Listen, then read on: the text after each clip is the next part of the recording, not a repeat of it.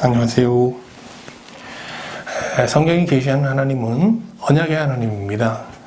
언약이란 두 인격자가 상호 특별한 관계를 맺고 약속 이행을 법으로 규정하는 일련의 과정을 말합니다. 하나님은 아브라함과 언약을 맺으시며 그에게 그의 자손을 통해서 한 나라를 세울 것을 약속하셨죠. 여호와께서 아브라함에게 이르시되 너는 반드시 알라. 내 자손이 이방에서 계기되어 그들을 섬기겠고 그들은 400년 동안 내 자손을 괴롭히리니 그들이 섬기는 나라를 내가 징벌할지며 그 후에 내 자손이 큰 재물을 이끌고 나오리라. 하나님께서 약속한 나라는 아브라함의 자손이 애굽에 들어가 그곳에서 400년간 거주하다가 애굽에서 나와 출애굽하여 다시 가나안 땅으로 돌아오므로 이제 세워지게 됩니다. 하나님의 약속대로 아브라함의 후손은 요셉의 때 이매굽하여 애굽에 정착하였죠. 그리고 하나님의 약속대로 애굽에 이주한 아브라함의 자손은 폭발적인 출산을 통해서 정말 종족의 단위에서 민족의 단위로 아주 급성장하게 됩니다. 그런데 이스라엘 백성들은 민족의 단위로 성장하는 이 과정에서 애굽왕 바로로부터 거센 박해와 고난을 당하게 됩니다. 이는 애굽을 넘보는 외부 세력과 이스라엘이 결탁하여 애굽을 위협할 수 있다는 이제 바로의 우려에서 비롯된 것인데요. 애굽왕 바로는 이스라엘의 어떤 폭발적인 인구 성장을 억제하기 위해서 그들을 비돔과 람셋 건축 현장에 이제 투입시켜 아주 가혹한 노동을 시킵니다. 그러나 바로의 이런 정책은 통하지 않았습니다. 어쩐 일인지 이스라엘 백성들에게 노동을 가중하면 가중시킬수록 인구는 더 빠른 속도로 늘었어요. 이스라엘 백성들은 날로 가중되는 고된 노동 현장에서 또 하나님 앞에 간절히 기도하게 되는데 하나님께서 그들의 기도를 들으시고 이제 출애굽 약속을 이제 이행하시게 됩니다. 말씀을 볼까요? 하나님이 그들의 고통 소리를 들으시고 하나님이 아브라함과 이삭과 야곱에게 세운 그 언약을 기억하사, 여기서 언약이라는 것은 출애굽 약속이겠죠. 하나님이 이스라엘 자손을 돌보셨고 하나님이 그들을 기억하셨더라. 이렇게 하나님은 이스라엘의 어떤 부르짖음의 기도를 들으시면서 그들과 한 출애굽 약속을 기억하시고 이제 출애굽이라는 틀 속에서 이제 이스라엘을 돌보시게 돼요. 그리고 이스라엘을 출애굽시키기 위해서 미디안에서 양을 치고 있는 하나님의 종 모세를 이제 부르시게 됩니다. 모세가 하나님의 부름을 받은 때는 이제 80살인데요. 80에 이제 그런 부름을 받았는데 모세가 살아온 80년은 하나님께서 그를 출애굽 지도자로 훈련시킨 시간들이었습니다. 모세는 80년 중 전반부 40년은 애굽에서 왕자로 살았는데요. 이때 그는 이스라엘을 애굽에서 빼내 가나안으로 인도하는 그런 지도자에게 요구되는 자질과 어떤 실력을 이렇게 잘 준비하게 됩니다. 40세 이후 모세는 하나님의 부름을 받기까지 40년 동안 미디안에서 양떼를 치는 나그네로 살게 되는데요. 이 40년 나그네 생활을 통해 모세는 하나님의 뜻에 자신의 뜻을 꺾고 기꺼이 복종하는 그런 하나님의 종으로 이제 훈련받게 됩니다. 그러니까 모세는 애굽에서의 어떤 40년 시간 동안 어떤 지도자로서의 어떤 실력을 훈련받는 그런 시간을 가졌던 것이고요. 또 미디안 광야 40년 동안은 하나님의 사람으로 이제 훈련받는 어떤 영적 그런 트레이닝을 받는 그런 시간을 보냈던 것이죠. 오늘 저는 여러분과 함께 모세가 이제 출애굽을 위해 하나님의 부름을 받는 이 과정을 좀 더 깊이 묵상하면서 이제 하나님의 은혜를 나누고자 합니다. 먼저 그 애굽의 왕자였던 모세가 미디안 나그네로 살게 되는 과정부터 한번 살펴볼게요. 모세는 나일강에 던져져 죽을 운명을 갖고 태어났습니다. 그러나 하나님의 특별한 은혜로 애굽 공주의 아들로 입양되어서 이제 40살까지 이집트의 왕자로 살게 되죠. 모세는 왕자로서 이집트 왕실에서 제공하는 다양한 지도자 훈련을 받게 됩니다. 그런 이런 일련의 훈련 과정을 통해서 정말 문무를 갖춘 아주 정의로운 지도자로 세움을 받게 되는데요. 사도행전은 애굽에서의 모세를 이렇게 소개하고 있습니다. 모세가 애굽 사람의 모든 지혜를 배워 그의 말과 하는 일들이 능하더라. 그러니까 모세가 애굽 왕실에서 제공하는 그런 교육을 아주 100% 받아들인 거죠. 그래서 탁월한 지도자로 이렇게 준비될 수 있었던 겁니다. 그의 이런 훈련은 40세에 아마 마쳐진 것 같은데요. 이제 지도자 훈련을 다 마친 모세는 이제 세상으로 나가게 됩니다. 그는 애굽 사회에서 동족 이스라엘 백성들이 애굽 사람들에게 부당한 대우를 받으면서 고통받는 그런 현장을 마주하면서 깊이 고민하게 됩니다. 그러던 어느 날 그는 애굽 사람이 동족 이스라엘 사람을 정말 무지막지하게 폭행하는 장면을 목격하게 되는데요. 어떤 애굽 사람이 한 히브리 사람 곧 자기 형제를 치는 것을 본지라. 출애굽기에서는 이스라엘 사람들을 히브리인이라고 칭하는데요. 그 뜻은 노예입니다. 그러니까 출애굽기에서는 이스라엘 사람들을 다 히브리인이라고 불러요. 아니 애굽 사람이 이제 히브리인 이스라엘 사람들을 이제 치는 장면을 모세가 목격했는데 여기서 치다라는 것은 히브리어로 낙하라고 하는데요. 이는 사람을 쳐서 죽이는 극한 폭행을 뜻하는 동사거든요. 그러니까 애굽 사람이 히브리 사람을 막 구타하면서 폭행하여 죽이려는 그런 현장을 보게 된 거예요. 모세는 애굽 사람의 이 폭행을 저지하는 과정에서 그를 죽이게 돼요. 그리고 이 사실을 은폐하기 위해서 이제 그를 사막 모래에 감추게 되는데, 이는 세상의 기준으로 볼 때 뭐 사회적 약자를 어떤 보호하기 위해서 자신의 안녕을 포기한 뭐 지도자로서 추앙받을 만한 정의로운 행동이죠, 사실. 그러나 하나님 볼 때 이런 모세의 행동은 자신의 능력과 방법으로 하나님의 뜻을 이루려는 자기 의에 해당하는, 사실은 이게 경계해야 할 이제 행동입니다. 모세는 이 사건 후에 이스라엘 백성들이 자신을 진정한 지도자로 인정해 줄 것을 기대했을 거예요. 그러나 상황은 완전히 다르게 전개됩니다. 이튿날 모세는 히브리 사람 둘이 서로 다투는 사건에 개입하여 잘못한 사람을 이제 책망하면서 이 갈등을 조정하려고 하는데요. 그러자 그 사람은 누가 너를 우리의 지도자와 재판관으로 삼았느냐라고 하면서 모세가 애굽 사람을 쳐 죽인 이 일을 바로에게 폭로합니다. 고발합니다. 이에 모세는 살고자 바로의 낯을 피해서 미디안 광야로 도주하게 되죠. 이처럼 모세는 그의 정의로운 행동을 보고 이스라엘 백성들이 자신을 지도자로 인정해 줄 것을 기대했지만 오히려 동족으로부터 배신을 당하여 미디안 땅에 버려져 이제 이후 도망자의 삶을 살게 됩니다. 그는 80세에 하나님의 부름을 받기까지 이 미디안 광야에서 40년간 양치는 나그네로 이제 살게 되는데요. 그는 광야에서 이 40년간 양떼를 치면서 자신의 힘과 방법으로 세상을 구원하는 자기 의를 완전히 벗어버리고 자기의 뜻을 걷고 하나님의 뜻에 기꺼이 복종하는 하나님의 종으로 그 존재가 거듭나게 됩니다. 모세를 통해 보듯이 하나님은 신자에게 당신의 일을 맡기실 때 그의 자기 의를 철저히 심판하시고 파하십니다. 이는 아무 육체도 하나님 앞에서 자랑하지 못하게 하려 하기 위함입니다. 모세가 자기 의라는 옷을 벗고 하나님의 의라는 이 옷으로 이제 갈아입는 데는 40년이 걸렸습니다.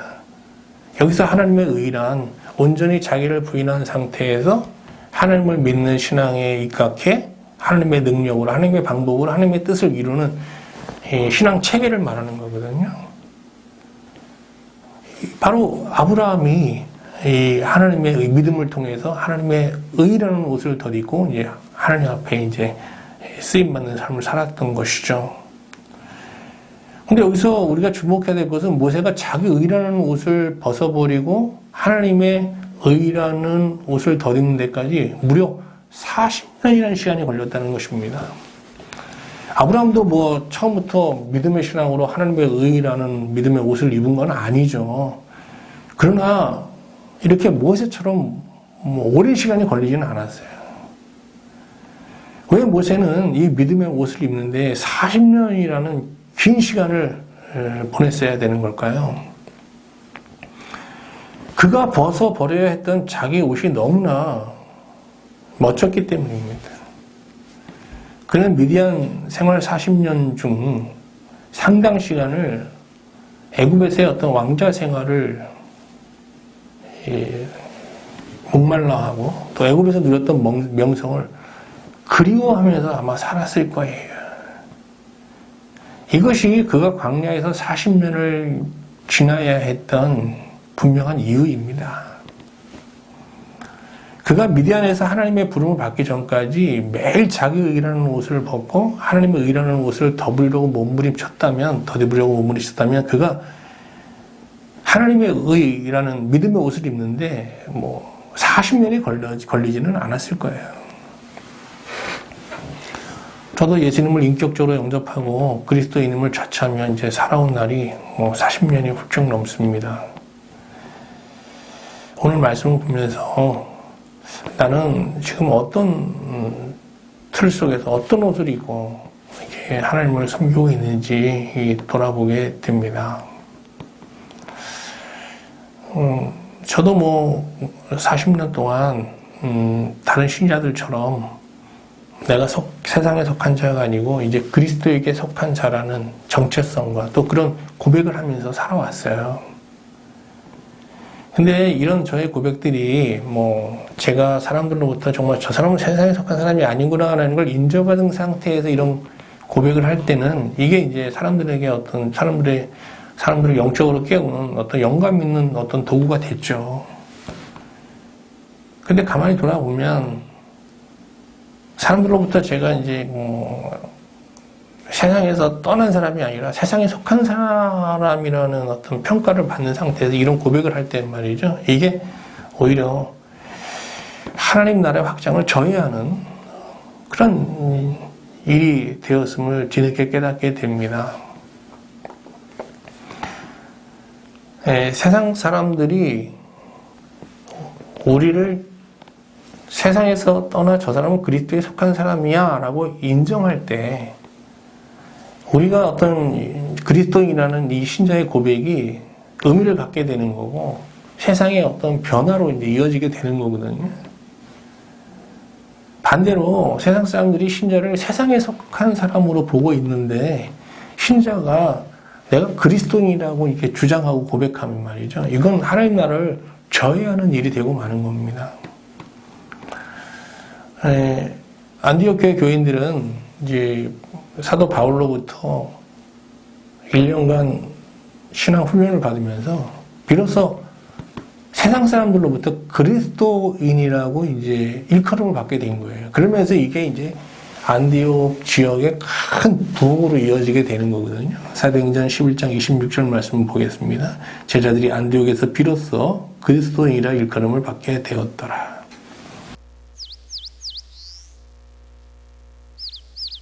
자, 이제 이 모세가 시내산에서 하나님의 부름을 받는 장면을 보도록 하겠습니다. 모세가 하나님의 부름을 받은 사건은 출애굽기 3장 1절부터 4장 17절까지 길게 소개되어 있어요. 근데 출애굽기를 보면 이스라엘 백성들이 애굽에서 머물면서 400년 동안 이렇게 민족의 단위로 번성하는 이 400년의 역사는 말이죠. 출애굽기 1장 한 장을 통해서 아주 간략하게 소개되고 있거든요. 그런데 모세가 부름받은 이 사건은 무려 2배의 지면을 할애하여 이제 소개하고 있습니다. 그만큼 이 사건이 이제 중요한 의미를 갖고 있다는 것이죠. 모세는 불타는 가시떨기 나무 앞에서 이제 하나님을 만나게 돼요. 근데 저도 뭐 시내 광야를 가봤는데 가보면 뭐 이렇게 모래 사막 안에 이렇게 가시떨기 나무들이 여기저기 이렇게 듬성듬성 있어요. 근데 가끔씩 이 태양열로 인해서 이 가시나무에 불이 붙어 재가 되는 일이 일어난다고 해요. 근데 모세는 시내산에서 불이 붙었는데 다 없어지지 않는 한 가시떨기 나무를 발견하게 돼요. 기이한 광경이잖아요. 그래서 이제 모세가 그 불타는 가시떨기 나무로 나아가게 되는데, 이때 하나님께서 그 가시떨기 나무에서 그를 부르시게 됩니다. 모세야, 모세야 부르시면서 내 발에서 신을 벗으라고 명하십니다. 그가 신고 있는 신은 애굽에서 왕자로 살았던 그런 삶을 추억해 하는, 이게 마지막 소유물이거든요. 근데 그걸 벗어버리라는 거예요. 물론 이제 주인 앞에서 종은 신발을 벗는 게 예의입니다. 그래서 하여간 그런 의미로 하나님 명령에 복종하여 모세는 그 애굽 왕자 생활을 추억해 하는 마지막 소유물을 벗어버리고 맨발로 종으로서 하나님 앞에 엎드리게 되죠. 이때 하나님께서는 자신을 언약의 하나님으로 계시하시면서 그를 통해서 이스라엘 백성들을 출애굽시켜 나라를 이룰 것을 말씀하시면서 지금 이스라엘 백성을 에게 가서 애굽의 바로의 앞자리에서 빼어내 이곳으로 인도하라고 명하십니다. 이에 모세는 깜짝 놀라면서 내가 누구에게 바로에게 가며 이스라엘 자손을 애굽에서 인도하리까라고 하면서 저항합니다. 전에 그는 애굽의 왕자였고 이스라엘 백성들로부터 지지를 얻어낼 수 있는 실력과 소양을 갖춘 그런 준비된 지도자였어요. 그러나 그는 지금 40년간 양을 치면서 지혜와 의욕과 능력을 모두 상실하고 자기 몸 하나 감당하기 힘든 늙은 양치기로 지금 살고 있잖아요. 그런데 이스라엘 백성을 애굽에서 빼내 이것을 인도하라? 아무리 하나님의 말씀이지만 이게 순종할 수 없는 불가능한 말씀인 거죠. 모세의 이런 아주 극렬한 항변에 하나님은 아주 심플하게 대답하십니다. 내가 반드시 너와 함께 있으리라. 이는 이스라엘 백성을 애굽에서 빼내어 시내산으로 인도하는 이 출애굽이 모세가 아니라 사실상 이게 하나님이 하시는 일이라는 거예요. 그럼 모세의 역할은 뭐예요? 모세는 하나님의 종으로서 하나님께 묻고 하나님을 의지하면서 하나님의 뜻대로 그냥 하나하나 순종하는 과정에서 이 출애굽을 종으로서 이렇게 주어진 일을 맡으면 되는 거거든요. 이 모세는 하나님의 이름을 묻습니다. 전에 야곱도 씨름을 할 때 이제 하나님의 이름을 물었지만 하나님은 어찌하여 내 이름을 묻느냐고 하시면서 대답하지 않으셨죠. 그런데 모세 오경에는 준비하시는 하나님이라는 뜻의 여호와 이레, 치료하시는 하나님이라는 뜻을 가진 여호와 라파, 승리를 주시는 하나님이라는 뜻의 여호와 니시 등 여러 하나님의 이름들이 나오는데 이게 다 하나님이 자기를 계시한 이름이 아니라 사람들이 경험한 하나님에 대해서 자신들이 주관적으로 붙인 이름들이거든요. 아무튼 하나님은 자신의 이름을 묻는 모세에게 이렇게 대답하십니다. 나는 스스로 있는 자니라. 히브리어로 이 말은 에이에 아세르 에이에라고 되어 있는데요. 나는 나다. 그리고 나는 나다라는 거거든요. 이 앞글자를 딱 모으면 야훼가 돼요. 그래서 이스라엘 백성들은 하나님을 야훼라고 부르는 거죠. 그 의미는 나는 이름을 붙일 수 없는 존재 자체이다라는 것입니다. 존재의 반대 개념은 존재물이에요. 모든 존재물은 존재로부터 나오죠. 그래서 이름이 붙여지면 그 이름에 의해서 한정되는 겁니다. 그래서 존재물에 이름을 붙이는 것은 가능하죠. 또 붙여야 하는 거고요. 근데 존재물의 근거가 되는 존재의 이름을 붙이는 것은 불가능한 거예요. 왜? 그 존재는 이름에 제한될 수 없는 그런 분이시거든요. 하나님은 존재물이 아니라 존재물의 근거가 되시는 존재 자체이세요. 그러므로 하나님에게 어떤 이름을 붙이는 것은 불가능한 겁니다. 그리고 적절한 일도 아니고요. 하나님은 모세에게 자기를 이렇게 계시하시면서 그를 통해 이루실 출애굽의 미래를 생생하게 말씀해 주시게 돼요. 그런데 모세는 다시 애굽에 있는 이스라엘 백성들이 자신이 하는 말을 듣지도 믿지도 않을 거라고 하면서 또 거절해요. 이에 하나님은 두 가지 기적을 보여주시면서 그를 설득하시게 되는데요. 먼저 하나님은 모세의 손에 있는 지팡이를 땅에 던지라고 말씀하십니다. 모세가 그대로 하니 지팡이가 뱀으로 변하고 모세가 그 앞에서 이제 피합니다. 이 뱀은 애굽의 바로를 상징하는 거죠. 이어 하나님은 모세에게 뱀을 손으로 잡으라고 하세요. 근데 뱀을 잡을 때는 머리를 잡아야지 꼬리를 잡으면 안 되잖아요. 근데 하나님은 모세에게 뱀의 꼬리를 잡으라고 명하십니다. 모세가 그대로 순종했더니 뱀이 그의 손에서 다시 지팡이가 되었습니다. 이 사건을 통해서 모세는 바로가 하나님 앞에서는 정말 아무것도 아닌 존재라는 걸 알게 되죠. 그리고 자신이 양을 칠 때 사용하던 이 지팡이가 이제 하나님의 어떤 하나님의 어떤 표적을 입증해낼 수 있는 그런 하나님의 지팡이로 이제 그 지팡이를 다시 받게 되는 겁니다. 이 기적 사건을 통해서 모세는 하나님이 이 모든 출애굽 과정에 함께 하실 거라는 확신을 갖게 되었을 거예요. 이어서 하나님은 모세에게 그 손을 품에 넣으라고 말씀하십니다. 모세가 말씀대로 그의 손을 이제 품에 넣었더니 나병이 생깁니다. 하나님 다시 그 손을, 나병에 걸린 손을 다시 품에 넣으라고 하는데 그대로 순종하였더니 그 손이 본래대로 돌아왔어요. 하나님께서는 모세에게 두 가지 표적을 순차적으로 보여주시면서 이스라엘이 첫 번째 표적을 믿지 아니하여도 두 번째 표적을 보여주면 믿을 것이라고 말씀하십니다. 그럼에도 모세는 자신의 어눌함을 핑계로 또 하나님의 명을 거역하거든요. 나는 입이 뻣뻣하고 혀가 둔한 자입니다. 쉬운 성경은 모세의 변명을 이렇게 의역하고 있어요. 저는 말을 느리게 할 뿐 아니라 훌륭하게 말하는 법도 모릅니다. 사실 모세는 본래부터 말을 못하는 사람은 아닙니다. 근데 그가 애굽 왕궁에서 자라나 40세가 되었을 때 말과 일에 정말 능통한 자였죠. 그러나 미디안 광야에서 40년간 양치기를 하면서 이 같은 능력을 다 이제 잃게 된 것입니다.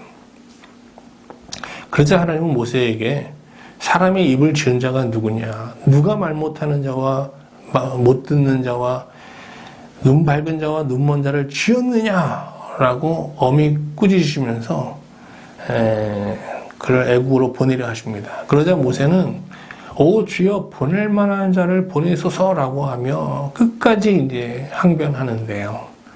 이 하나님은 그의 말 잘하는 형 아론을 동역자로 세우라는 해결 방법을 주시면서 모세를 결국 애국으로 보내게 됩니다.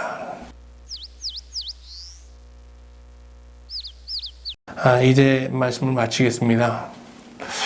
말씀을 마치기 전에 우리가 앞에서 확인했던 출애굽기 2장 24절, 25절 말씀을 다시 한번 묵상했으면 좋겠습니다. 하나님이 그들의 고통 소리를 들으시고 하나님이 아브라함과 이삭과 야곱에게 세운 그의 언약을 기억하사 하나님이 이스라엘 자손을 돌보셨고 하나님이 그들을 기억하셨더라. 하나님은 이스라엘의 부르짖음을 들으시고 이스라엘과 맺은 출애굽 약속을 기억하셨습니다. 그리고 모세를 세워 이 출애굽의 틀 속에서 이스라엘을 아주 선하게 인도하셨어요. 그러나 이스라엘 백성들은 애굽에서 무탈하게 사는 친애굽의 틀 속에서 하나님의 돌보심을 기대하고 구하게 됩니다.